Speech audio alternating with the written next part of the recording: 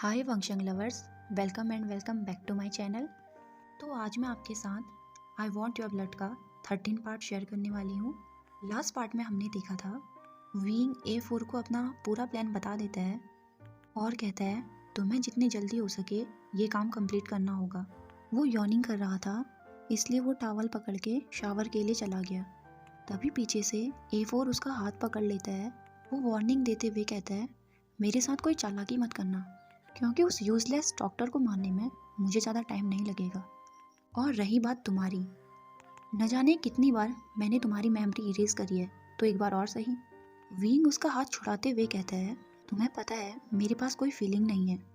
वांगजी को मैं इसलिए बचा रहा हूँ क्योंकि मेरे पास कोई और ऑप्शन नहीं है। इसलिए तुम अपना काम जितनी जल्दी हो सके करो, जिससे हम अपने प्लेनेट वापस जा सकें। अब विंग काफ़ी देर तक शावर में था। उसके दिमाग में जी को लेकर ही ख्याल आ रहे थे। वो सोच रहा था क्या वांगजी ने जो कुछ भी कहा वो ड्रंक होके कहा या वो उन सब बातों को मीन करता है। विंग खुद के इमोशंस को कंट्रोल करने की बहुत कोशिश कर रहा था। वो खुद से कह रहा था अच्छा यही होगा कि वांगजी सब कुछ भूल जाए। और ये सोचते हुए भी उसके हार्ट में एक शार्प पेन हो रहा था। वो चाहता था काश वांगजी ने जो कुछ भी कहा वो सच होता, तो मैं खुद को इस दुनिया का सबसे लकीस्ट पर्सन मानता। उसके दिमाग में बहुत सारी बातें चल रही थी। वो ना ही वांगजी को छोड़ पा रहा था और ना ही उससे प्यार कर पा रहा था। जब वो शावर से निकला तो वो सिर्फ एक टॉवल में था। उसकी बॉडी पूरी भीगी हुई थी, उसके बालों से पानी टपक रहा था। उसने नी हुशान को मैसेज किया क्या वांगजी ठीक है। वहाँ से तुरंत ही रिप्लाई आ गया हाँ वो ठीक है। लेंस सिचैन उसे घर ले गई। नी हुशान ने दोबारा मैसेज किया लगता है तुम दोनों काफ़ी क्लोज हो गए हो। कोल्ड आइस तुम्हारे साथ इतना अच्छा क्यों है। विंग ने उसे कुछ बताया तो नहीं, पर रिप्लाई किया स्टे अवे नोजी बास्टर्ड, और वो मुस्कुराने लगा। तब विंग की नज़र A4 पर पड़ी जो बेड में था। उसके सामने विंग का लैपटॉप रखा था, लेकिन वो विंग को ही घूर रहा था जैसे वो उसे पूरा ही खा जाएगा। विंग को उसे देखकर अनकंफर्टेबल हो रहा था। पास ही के टेबल में एक वांस रखा था। विंग ने उसे A4 के सर में मार दिया और कहा what the hell is this. तभी A4 अपना सर सहलाते हुए कहता है मुझे लगता है अर्थ में ह्यूमन की बॉडी काफ़ी कन्वीनियंट है। ये कहकर वो एक डेविल स्माइल करता है। विंग कहता है अच्छा अगर ऐसा है तो कैसा रहेगा अगर मैं तुम्हें कुछ टाइम के लिए ब्लाइंड कर दूं तो। और विंग अपने वार्डरोब से अपने कपड़े निकालकर पहनने लगता है। दूसरी तरफ A4 था जो गुस्से में चिल्ला रहा था। वो कह रहा था हे मेरी आंखें ठीक करो, मुझे बहुत काम है। विंग कपड़े पहन रहा था। वो गुस्से में कहता है क्या तुम थोड़े धीरे नहीं बात कर सकते, तुम्हारे चिल्लाने की वजह से मेरे कानों में दर्द होने लगा है। विंग ने उसकी आंखें ठीक कर दी थी। A4 गुस्से में था। वो कहता है ये क्या था। विंग ने स्माइल करी और कहा अगर मुझे कोई मेरी परमिशन के खिलाफ देखता है तो ऑफकोर्स मैं उसे पनिशमेंट दूंगा। तुम मेरे दोस्त हो इसलिए मैंने तुम्हारे साथ ज़्यादा कुछ नहीं किया, नहीं तो मैं तुम्हारी आंखें भी निकाल सकता था। अब A4 स्माइल करते हुए कहता है मुझे पता है मेरा फियांसे अपनी डिग्निटी को लेकर बहुत ज़्यादा प्रोटेक्टिव है। इससे पहले वो और कुछ कहता, विंग ने बात बदल दी। वो सोच रहा था तुम्हारा fiancee in your dreams, by the way तुम मेरे लैपटॉप में क्या कर रहे हो। तब A4 उसे बताता है मैंने हमारे प्लेनेट में सिग्नल भेजा है जिससे वो मेरे कंप्यूटर का सारा डाटा इसमें ट्रांसफ़र कर देंगे। विंग ने नोट किया। उसने A4 से कहा तुम यहाँ नहीं रह सकती, इसलिए अच्छा होगा तुम किसी होटल में जाके रहो। A4 विंग को वार्निंग देते हुए कहता है ऑफ कोर्स, लेकिन अगर तुम मेरे साथ नहीं रहोगे तो मैं उस डॉक्टर की कोई गारंटी नहीं ले सकता। कहीं ऐसा ना हो फ्रस्ट्रेशन में आकर मैं उसकी जान ले लूँ। विंग अपने दांत पीसते हुए कहता है अच्छा तो तुम मुझे धमकी दे रहे हो। A4 विंग का कॉलर पकड़ लेता है और उसे अपनी ओर खींचता है। कहता है हाँ शायद कुछ ऐसा ही, पर अगर तुम मेरे साथ रहे तो मैं किसी को हर्ट नहीं करूँगा। विंग को उस टाइम पर इतना गुस्सा आ रहा था कि वो उसे पकड़े और बाहर फेंक दे, पर उसके लिए अभी सबसे ज़्यादा इम्पॉर्टेंट वांगजी की लाइफ थी और वो उसके साथ कोई चांस नहीं लेना चाहता था। विंग ने सुबह से कुछ नहीं खाया था, इसलिए उसके पेट से आवाज़ें आने लगी थी। वो A4 से कहता है हम फैन मेंशन में नहीं रह सकते, तो हमें अब वेंचिंग के साथ रहना होगा। वेंचिंग का नाम सुनते ही A4 मुंह बनाने लगता है। वो कहता है वो लेडी बहुत ज़्यादा इरिटेटिंग है, मैं उसके साथ नहीं रह सकता। विंग उसके सर में एक स्लैप करता है और कहता है तुमने उसके बिलव ब्रदर की बॉडी ली है तो ऑफकोर्स रहना तो तुम्हें उसके साथ ही पड़ेगा। विंग चौंकते हुए कहता है वेट, तुम वेंडिंग की बॉडी में हो, इसका मतलब तुमने। लेकिन A4 उसकी बात काटते हुए कहता है मैंने ऐसा कुछ नहीं किया, उसकी सोल उसकी बॉडी में ही है। जब मैं उसकी बॉडी छोड़ दूंगा तो वो फिर से नॉर्मल हो जाएगा। ओके गाइस, अब मैं A4 को वेनिंग कहूँगी, क्योंकि A4 कहना थोड़ा अजीब नहीं है, तो आप समझ जाना जब मैं वेनिंग कहूँगी। ओके। अब वेनिंग अपने स्टमक में हाथ रखते हुए कहता है, चलो कुछ खाने चलते हैं। विंग यॉर्निंग कर रहा था और उसे भूख भी लगी थी। वो उसी स्टॉल में आए थे जहाँ वांगजी उसे लेके गया था। उस स्टॉल की ओनर विंग को पहचान लेती है। वो विंग से कहती है, तुम वही हो ना जिसने यहाँ 5 बॉल नूडल्स खाए थे? विंग ऑकवर्डली स्माइल करते हुए कहता है, वेल, आपको मैं याद हूँ? वो ओल्ड लेडी कहती है, हाँ, क्योंकि उस दिन तुम्हारे अलावा मेरे स्टॉल में और कोई नहीं आया था। उसके जाने के बाद वेनिंग अपनी आंखें रोल करते हुए कहता है, तुम्हें नहीं लगता कि तुम ह्यूमंस के साथ कुछ ज़्यादा ही फ्रेंडली हो रहे हो? विंग इस बात पर कुछ नहीं कहता। अब उनके नूडल भी आ गए थे। वो लेडी कहती है, पिछली बार तुम्हारे साथ एक हैंडसम मैन था ना, वो नहीं आया? ये सुनकर तो विंग पीला पड़ गया था। विंग जल्दी जल्दी अपने नूडल्स में बहुत सारा चिली सॉस डाल देता है। वो A4 की तरफ देख भी नहीं रहा था, क्योंकि उसे पता था कि वो अभी बहुत गुस्से में है। विंग सोच रहा था इन्हें भी अभी कहना था।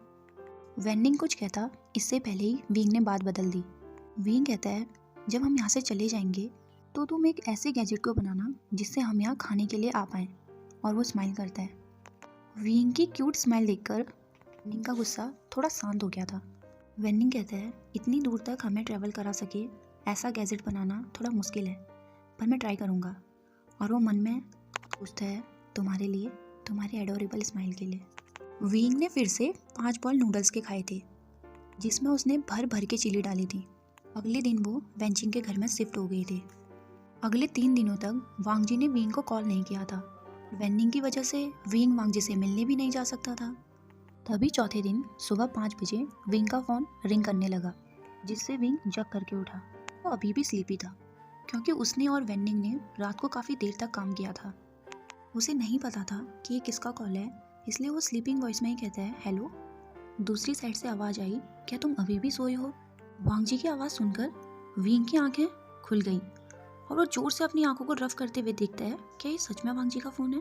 विंग वांगजी से गुस्सा था, क्योंकि इन 3 दिनों में वांगजी ने विंग से कोई भी कांटेक्ट नहीं किया था। वांगजी ने कहा, मैं तुम्हें 20 मिनट दे रहा हूँ, तैयार होके नीचे आ जाओ। विंग यॉर्निंग कर रहा था। उसने कहा, देखो, मुझे परेशान करना बंद करो, मुझे नींद आ रही है। इतना कह के उसने फ़ोन कट कर दिया। उस रात मेरा फ़ायदा उठाने के बाद आज कॉल कर रहा है। उसे क्या लगता है मैं इतना ईजी हूँ? कॉल कट करने के 5 मिनट बाद विंग को एक मैसेज रिसीव हुआ। एज एक्सपेक्टेड वो लांगवंजी का था। विंग ने उसे पढ़ा तो उसमें लिखा था, आज हमारी डेट है, इसलिए मैं तुम्हें 20 मिनट का टाइम दे रहा हूँ। अगर इन 20 मिनट में तुम तैयार होकर बाहर नहीं आए तो मैं अंदर आ जाऊँगा और तुम्हें तुम्हारे रूम से उठाकर ले जाऊँगा। अब तुम डिसाइड कर लो कि तुम्हें कौन सा ऑप्शन पसंद है। ये मैसेज पढ़कर विंग बहुत खुश हो गया था। वांगजी के साथ डेट, ये सोचकर ही उसके स्टमक में बटरफ्लाई उड़ रही थी। वो तुरंत अपने रूम से बाहर गया। वेंचिंग ने नाश्ता रेडी करके टेबल में लगा दिया था। विंग ने पूछा, वेनिंग कहाँ है? वेंचिंग उस टाइम पे ब्रेड में बटर लगा रही थी। उसने कहा, तुम रात को लेट प्रोजेक्ट में काम कर रहे थे ना, तो ऑफकोर्स वो सोया ही होगा। टेबल में ऑरेंज जूस की गिलास रखी थी। विंग ने उसे पकड़ा और कहा, शायद वो उठ गया होगा, मैं उसे दे के आता हूँ। जिंग ने उसे मना किया और कहा, उसे सोने दो। पर विंग कहाँ मानने वाला था। उसने अपनी पावर से उस जूस को नशीला बना दिया और वेनिंग के रूम में जाकर उसे पिला दिया, जिससे वो अनकॉन्शियस हो गया था और विंग आराम से अपनी डेट के लिए तैयार हो सकता था। उसने अपने आउटफिट को सिलेक्ट करने के लिए वेंचिंग की हेल्प ली। वेंचिंग ने उसे सजेस्ट किया कि वो सिंपल कपड़े ही पहने और विंग ने ऐसा ही किया। उसने प्लेन टी शर्ट पहनी थी एंड जीन्स और एक हुडी वेयर किया था। वो सिंपल और एलिगेंट लग रहा था, जो वांगजी का हार्ट फ्लटर कराने के लिए काफ़ी था। वांगजी ने उसे 20 मिनट का टाइम दिया था, पर वो 15 मिनट में ही रेडी होकर बाहर आ गया था। लेकिन उसे वेनिंग के लिए बुरा लग रहा था। वो खुद को समझाते हुए कहता है, पर वो मुझे सिर्फ अपना दोस्त ही मानता तो मुझे उसके साथ ऐसा करने की ज़रूरत नहीं पड़ती। मेरे पास थोड़ा ही टाइम है तो ऑफकोर्स उसे मैं अपने प्यार के साथ ही बिताऊंगा। अभी वांगजी भी आ गया। वांगजी के चेहरे पर स्माइल थी, जो विंग क्लियरली देख सकता था। वांगजी ने विंग को कार में बैठने का इशारा किया। विंग को सीट बेल्ट लगानी नहीं आती थी, इसलिए वांगजी ने उसे हेल्प करी। दोनों बहुत क्लोज थे। वांगजी की नज़रें उसके लिप्स पर ही थी। विंग स्माइल करते हुए कहता है, हम अपनी फर्स्ट डेट पे कहाँ जा रहे हैं? वांगजी ने जेंटली विंग का हाथ पकड़ा और कहा, तुम डिसाइड करो। तब विंग वांगजी को ही देख रहा था। तो विंग ने नोटिस किया कि वांगजी की आंखों के नीचे डार्क सर्कल आ गए हैं, जो पहले से ज़्यादा डार्क थे। उसके गालों को जेंटली सहलाने लगता है और कहता है, क्या तुम्हें फिर से नाइटमेयर आ रहे हैं? वांग जी ने स्माइल करी और कहा, नहीं। फिर विंग ने कहा, तो फिर तुम्हारी आंखों के नीचे इतने सारे डार्क सर्कल क्यों हैं? ये सुनकर वांग जी के फेस की स्माइल गायब हो गई थी। उसने विंग का हाथ टाइटली ग्रैब कर लिया और कहा, विंग, अगर फ्यूचर में मैं अपनी काम की वजह से तुम्हें टाइम नहीं दे पाया जितना मुझे देना चाहिए था, या मैं वहाँ नहीं पहुँच पाया जहाँ मुझे होना चाहिए, क्या इससे तुम नाराज़ होकर मुझसे ब्रेकअप कर लोगे? विंग ने वांग जी के गालों को सॉफ्टली पिंच किया और कहा, क्या तुम्हें मैं एक फूल नज़र आ रहा हूँ जो अपनी मोस्ट हैंडसम बॉयफ्रेंड को छोड़कर जाएगा? ये सुनकर वांग जी के ईयर रेड हो गए थे और वो ब्लश कर रहा था। अब वो विंग को किस करने के लिए आगे बढ़ता है, लेकिन विंग ने उसके लिप्स में अपनी फिंगर रख दी। गुस्से में कहा, एक बात बताओ, तुमने पिछले 3 दिनों से मुझे कॉल क्यों नहीं किया? तुम्हें पता भी है मैंने तुम्हें कितना ज़्यादा मिस किया। वांग जी ने उसे बताया कि उसे आज लीव चाहिए थी, इसलिए वो 3 दिनों से लगातार काम कर रहा था। विंग ने कहा, इसका मतलब वर्कलोड की वजह से तुम्हारी आंखें इतनी ज़्यादा डार्क हो गई हैं। तब वांग जी ने पाउड बनाया और विंग को सॉफ्टली किस किया। उसने कहा, अगर तुम मुझसे ऐसे सवाल करोगे तो हमारा पूरा दिन ऐसे ही निकल जाएगा। वांग जी ने स्माइल करी और कहा, मैं तुम्हें ऐसी जगह ले जाने वाला हूँ जहाँ मैं बचपन से जाना चाहता था पर कभी मौका नहीं मिला, लेकिन मैं खुश हूँ क्योंकि मैं पहली बार वहाँ तुम्हारे साथ जाऊँगा, हमारी फर्स्ट डेट पर। जब वो कार से उतरे तो विंग जोर जोर से हंस रहा था। उसने कहा, सीरियसली तुम मुझे फन वैली लेके आई हो? क्या हम किंडरगार्टन में हैं? तब वांग जी ने कहा, अगर तुम्हें पसंद नहीं आया तो हम यहाँ से जा सकते हैं। ये कहकर वांग जी दुखी लग रहा था। विंग ने कहा, नहीं नहीं, मैं तो मजाक कर रहा था, तुम मेरी बातों पर ध्यान मत दिया करो। और वो वांग जी का हाथ पकड़कर उसे अंदर ले गया। वहाँ बहुत सारी स्टॉल थी। विंग ने कहा, मुझे आइसक्रीम खानी है। ऑफकोर्स डॉक्टर लंजा तो उसे मना ही करेंगे, पर विंग उसकी कहाँ सुनने वाला था। उसने 10 आइसक्रीम खरीद ली और पास में बैठकर खाने लगा। वो हमेशा की तरह मैसी तरीके से खा रहा था। वांग जी ने अपने हाथों से उसका मुंह साफ करते हुए कहा, अच्छे से खाओ विंग। पर विंग उसकी बात पर कोई ध्यान नहीं देता और अपनी सारी आइसक्रीम एंजॉय करता है। वांग जी अपनी आइसक्रीम खाना छोड़कर बस उसे ही देख रहा था। पूरे दिन उन्होंने काफ़ी एंजॉय किया। वो सभी स्टॉलों में जाकर वहाँ का फूड टेस्ट कर रहे थे। इससे विंग काफ़ी खुश था। अब विंग एक बड़े से झूले के सामने जाकर खड़ा हो गया। वो वांग जी से कहता है, चलो उसमें बैठते हैं। पर वांग जी हेसिटेट करते हुए कहता है, मुझे हाइट से डर लगता है। पर हमेशा की तरह विंग ने उसे देखकर एक क्यूट सी स्माइल करी जिसे वो मना नहीं कर पाया। दूसरे ही पल वो झूले में थे। वांग जी डर के मारे चिल्ला रहा था। वांग जी को ऐसे देखकर विंग बहुत खुश था। वांग जी ने उसका हाथ जोर से पकड़ा था और वो छोटे बच्चे की तरह चिल्ला रहा था। जब वो नीचे उतरे तो वांग जी एम्बेरसमेंट में विंग से नजरें भी नहीं मिला रहा था। तो विंग उसे टीज करते हुए कहता है, तुमने उस बच्चे को देखा? वो कितना ब्रेव था ना, वो झूले में बैठकर कितना खुश था। कुछ लोग तो बेवजह ही डरते हैं। तब वांग जी कहता है, टीज करना बंद करो। विंग हंसते हुए कहता है, मैं तुम्हें टीज नहीं कर रहा, मैं तो बस बता रहा हूँ। वांग जी ने उसकी तरफ देखा और मुंह बनाकर वहाँ से चला गया। उनका पूरा दिन ऐसे ही बीत गया था। विंग अपनी 100 लाइफ में आज सबसे ज़्यादा खुश था। जब वो घर लौट रहे थे तब विंग सो गया था। वांग जी ने उसे जेंटली उठाया और उसके चीक्स में एक स्वीट किस किया। ओके गाइस, आज के लिए इतना ही। आई होप आपको ये पार्ट पसंद आया होगा। तो बाय बाय।